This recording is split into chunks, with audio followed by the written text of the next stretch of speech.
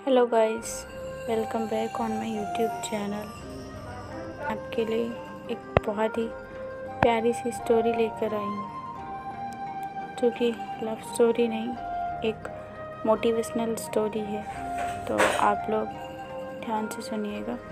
Start करते हैं। मानसी एक नए किराए के घर में रहने को आई थी और सामान रखने के बाद वह अपने पार्किंग की ओर चली गई। उसने देखा कि पड़ोस में बाहर की ओर एक टब पड़ा हुआ था और टब में बहुत सारे टमाटर पड़े हुए थे और उसमें एक कागज़ भी पड़ा हुआ था। उस कागज़ में लिखा हुआ था कि थोड़े टमाटर आप भी लेते हुए जाएं, ये हमारे किचन गार्डन से हैं। नीचे उस कागज़ में लिखा हुआ था, मिसेस गुप्ता।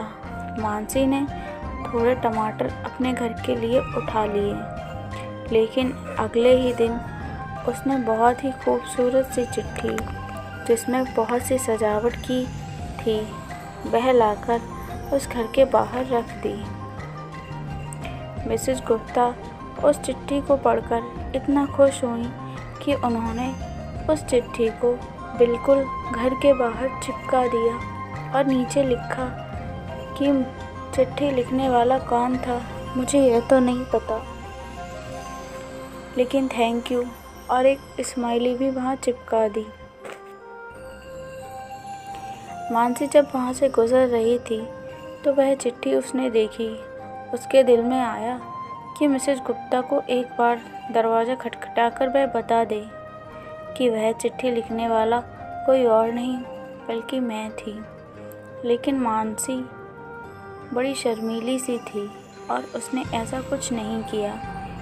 एक दिन वहीं से गुजरते हुए उसने देखा कि एक बूढ़ी सी औरत अपने किचन गार्डन में खड़ी थी।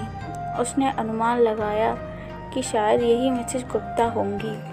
वह भी किचन गार्डन में पानी दे रही थी और माली भी वहीं पर काम कर रहा था।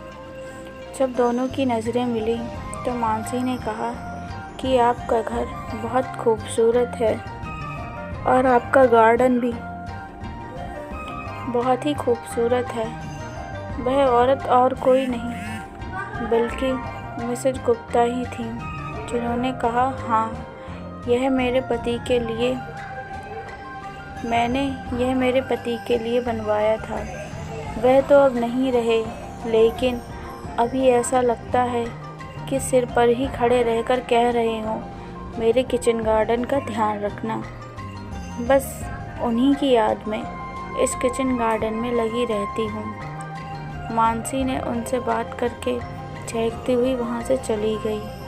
वह कुछ दिनों बाद मानसी ने देखा कि उस घर के बाहर बहुत सारे लोगों की भीड़ लगी थी और उनके कपड़ों में से पता लग रहा था कि उनके घर पर कुछ तो हुआ है। मानसी जब वहां पहुंची तो पता चला कि मिसेस गुप्ता की बेटी वहीं खड़ी हुई थी। उनकी बेटी ने बताया कि मिसेस गुप्ता अपनी नींद में ही इस दुनिया को छोड़कर चली गई। मानसी का यह सुनकर दिल ही टूट गया। मिसेस गुप्ता की बेटी को जल्दी से वह चिट्ठी दिखाई और कहा कि यह चिट्ठी मैंने लिखी थी। और मिसेस गुप्ता बहुत ही ज़्यादा खुश हुई थी यह चिट्ठी को देखकर। बहुत सारे लोग थे जो बातें भी कर रहे थे और मिसेस गुप्ता की बेटी से कहे जा रहे थे कि अब यह घर की देखभाल कौन करेगा, अब तो इस घर को बेच देना ही ठीक रहेगा। मिसेस गुप्ता की बेटी ने कहा, माँ और पापा होते तो बिल्कुल ऐसा नहीं करने देते। यह घर उन्होंने दिल से बनाया है और मैं इस घर को कभी नहीं बेचूंगी। आज मानसी और मिसेस गुप्ता की बेटी दोनों ही अच्छे दोस्त हैं और मानसी ने फिर अपने किराए का घर चेंज किया और मिस्टर और मिसेस गुप्ता के घर में अब मानसी रहने लगी। अब मानसी किचन गार्डन का ध्यान रखती है और जब भी बहुत सारे टमाटर उगते हैं तो वह टब भर के उन टमाटर को घर के बाहर रख देती है, एक संदेश के साथ जिसमें लिखा होता है कि कुछ टमाटर आप भी लेते जाएं, मिस्टर और मिसेज गुप्ता की याद में। वे कहते हैं ना कि सिर्फ किसी की मीठा खिलाने से मुंह मीठा करना यह थोड़ी ना कहलाता है मीठे बोल। मीठे बोल से भी हम लोगों को खुशियाँ दे सकते हैं और खुशी के साथ जीवन बिताना हमें सीखना होगा, क्योंकि हर शाम सिर्फ सूरज नहीं ढलता, अनमोल ज़िंदगी भी ढलती है। कैसी लगी आपको ये स्टोरी?